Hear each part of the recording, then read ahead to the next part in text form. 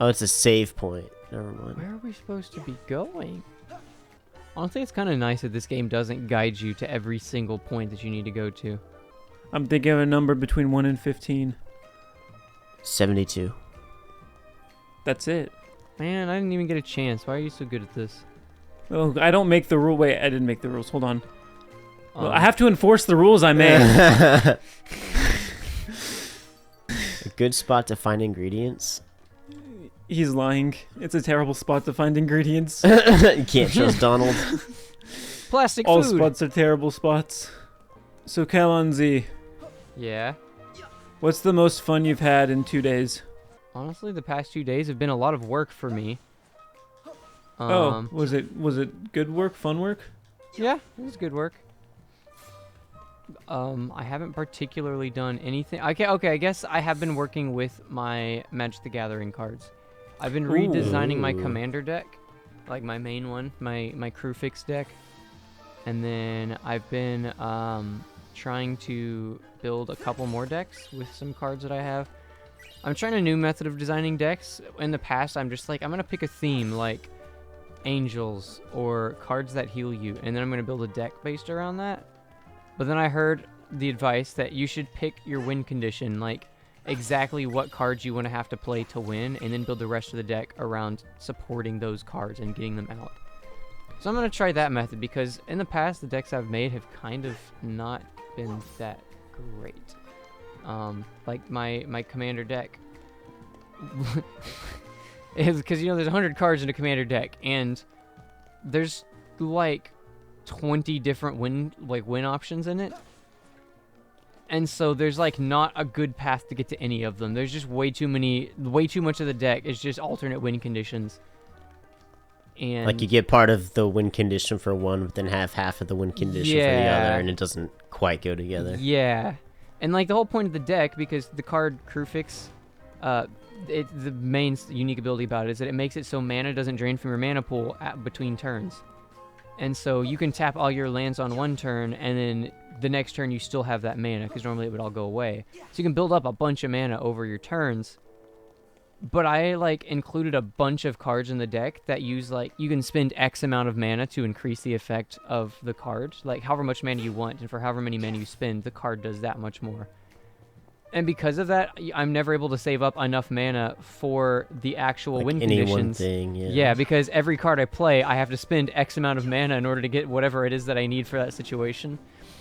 And I finally realized that. Like I always knew like something wasn't right about the deck, but it took me a long time, because I'm relatively new to deck building, to really place it in my head what exactly I had done wrong. So I went through the day and I literally took out exactly 1/3 of the deck. It's like I do not need any of these. Yeah, and it was mostly alternate win conditions. What color is the deck? It's blue-green. Kruvix is a blue-green Blue-green card. Yeah. And so my new goal for the deck is focusing on generating a lot of mana without using lands. Like getting my lands out and then using those to place artifacts that create a lot of land. And then I'm going to try and use other cards that like inhibit people from using their lands. Like there's this one card, I believe it's called Storm Cauldron, and it says that when it's an enchantment, and when it's active, anytime anybody taps a land for mana, it gets sent back to their hand. But they can also play 2 lands per turn. But basically what that means is everybody has 2 lands to use every single turn. You play 2 from your hand, you tap both of them, they go back to your hand. But if I'm tapping artifacts for mana instead of lands, it doesn't affect me. Now, a lot of people hate that card. So I'm trying to find cards similar to it that aren't quite that aggressive, where like now nobody can play spells because nobody has land. But it's kind of similar idea, trying to find a way that I can like mess with other people's mana, but get a lot of mana myself. Yeah, that's probably the most fun that I've had in the past 2 days between working, is just like realizing how I can actually improve my commander deck. I also made a deal with a friend of mine. He has an old 2013 MacBook Air, and he needs to get rid of it. And so he randomly texted me and was like, "What can I do with this?" I was like, "Well, you can sell it on eBay for like a couple $100, or you can give it to me." And he said, "Okay, how about this? If you find this card from the new set, and you pull it from like a booster pack, then I will trade the laptop for that card. And it's like a $40 card. It's called Shieldred. It has like a suffix to the name. I don't remember what it's like, Shieldred, the something or other.